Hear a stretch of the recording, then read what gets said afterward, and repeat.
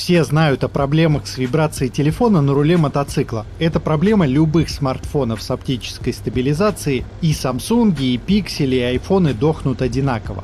Я сейчас не буду распыляться на тему Garmin, дешевого смартфона в качестве отдельного навигатора, бумажного атласа дорог на Таганской площади и так далее. Можете нашутить сами в комментариях, речь в этом ролике только про антивибрационные держатели для телефонов. Сначала о том, как проблему решают белые люди. Уже есть некоторые готовые держатели для телефонов с антивибрационными модулями SP Connect и QuadLock. QuadLock заявляет, что их антивибрационный модуль снижает более 90% высокочастотных вибраций. SP говорит, что останавливает более 60% всех вибраций. Разница в формулировках, но какая-то эффективность есть. Оба этих крепления у меня есть. Может, когда-нибудь сделаю сравнение разных держателей, но, честно говоря, в текущих условиях это не совсем актуально.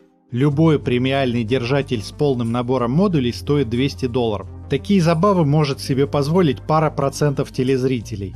Чтобы вас порадовать, скажу, что мне оба не особо нравятся и ближе RAM Quick Grip, но там много субъективных нюансов. Теперь о том, как своими руками сделать антивибрационный модуль для держателя. Любое решение концептуально — это резинка между телефоном и мотоциклом.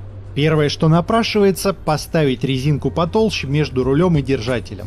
В реальности оно так не очень хорошо работает, потому что либо у вас резинка сдавлена так, что вибрация проходит, либо болтается держатель. Нужно резинку ставить ближе к телефону, чтобы не было амплитуды у ножки держателя. Есть промежуточные решения, например, Hondo Buzzkill, но для держателей со штангой, а это лучшие держатели, такая штука все равно нормально не работает. Второе напрашивающееся решение — проклейка держателя в месте крепления телефона мягким материалом. Универсальный вариант, но на практике все эти резиновые проставочки или отваливаются, или не очень хорошо держат телефон, или не особо устраняют вибрации, но частичная эффективность есть, это правда. После череды экспериментов я пришел к следующему решению, которое, правда, работает не на всех держателях. Я покажу на примере RAM Quick Grip. Ровно такая же площадка на более популярном держателе X-Grip. Аналогично будет работать с поддельными RAM X-Grip Salica и многими другими держателями. Минутка бесполезной информации.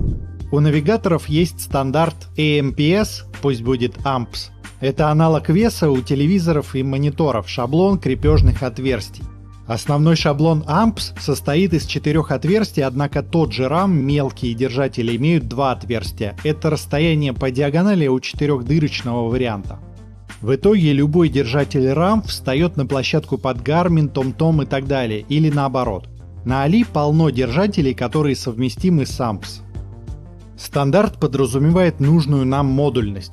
Мы можем поставить резинки между держателем телефона и площадкой с шариком, что будет нашим антивибрационным модулем как раз максимально близко к самому телефону. Как базовый вариант соединить площадку не на винты, а с помощью сильного двухстороннего скотча. Какую-то часть вибрации он погасит. Мы пойдем чуть дальше и воспользуемся сайлент-блоками. Вообще, если говорить про оригинальный американский RAM, там дюймовый крепеж. Соответственно, нужны сайлент-блоки с дюймовыми шпильками 832 UNC и гайки к ним. Не представляю, где такое можно найти в метрической России, поэтому будем использовать метрические сайлент-блоки. Скорее всего, на неоригинальном раме метрический крепеж стоит сразу, сначала проверьте диаметр. Так вот, на Алиэкспрессе просто вводите сайлент-блок M6 и вуаля, будет несколько вариантов. Любой нормальный человек сразу захочет самый толстый сайлент-блок, но я с ним пробовал, держатель сильно болтает. Если подмотать крест-накрест изолентой, становится пожестче без минусов. Но лучше сразу заказывать сайлент-блоки высотой 10 мм, они идеально подходят для держателей. К ним еще нужны будут самоконтрящиеся гайки из ближайшего строительного магазина. Ну а дальше дело техники. Конкретно под дюймовый RAM приходится отверстие чуть высверлить под более толстый метрический крепеж, нагреть фоном выемки под гайки, потому что гайки М6 чуть больше посадочных отверстий и без нагрева не войдут, а гайки меньшего диаметра уже проворачиваются в пластиковых выемках. Если же у вас метрический держатель, единственное, с чем придется столкнуться, чем-нибудь отрезать лишнюю длину шпилек. Это лучше сделать ножовкой по металлу, но если под рукой нет, можно болгаркой, болторезом или кусачками. Как вариант без отрезания напрашиваются сайлент-блоки с внутренней резьбой под ваши винты. Такие тоже можно найти на Али. Там проблема с тем, что под винты М6 минимальная высота таких сайлент-блоков 15 мм, что, на мой взгляд, уже многовато. Тяжелый телефон будет раскачиваться, для легких моделей не критично. Но опять же, можно слегка притянуть изолентой. Что вибрация на телефоне пропадает после установки сайлент-блоков, заметно. Когда во время езды касаешься места ниже сайлент-блока, есть зуд. Когда касаешься самого держателя, вибрации уже нет. Если говорить о, вероятно, самом популярном держателе с Али... В общем, что хочу сказать, что это шляпа, в мусор ее. Вот. Да, про этот. Я, кстати, к нему не так плохо отношусь. Что-то аналогичное сложно сделать, там загвоздка в том, что весь держатель крепится на одном тонюсеньком винтике.